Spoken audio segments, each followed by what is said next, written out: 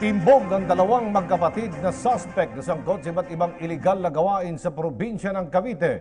Ay sa hepe ng PNP CIDG Anti-Transitional Crime Unit Superintendent Roque Verdeguia na aresto magkapatid na sina Lar Anthony Dayakap at Ernie Boy Dayakap sa bisa ng isang warrant of arrest sa isang subdivision sa barangay Buhay na Tubig sa Imus, Cavite. Pinaniniwala ang ginagawang drug den na mga suspect ang tinutuluyan nito matapos na masabat ay isang itinanim na marijuana, ilang drug paraphernalia, caliber 38 na baril, mga balat, dalawang endangered species na pagong.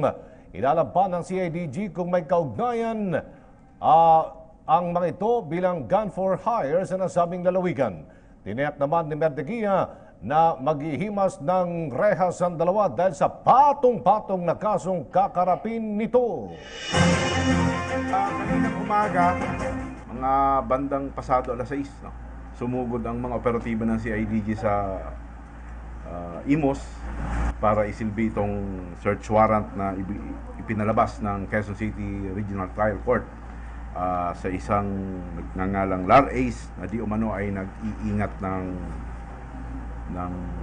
mga baril at bala. So, isinerve natin yung warrant at doon natin nakuha ang isang baril at mga bala at na-discover din natin ang iba pang mga illegal na gawain ng kinasasangkutan ni alias Lar Ace. Partikular na itong mga paraphernalia at itong nakatanim na marijuana.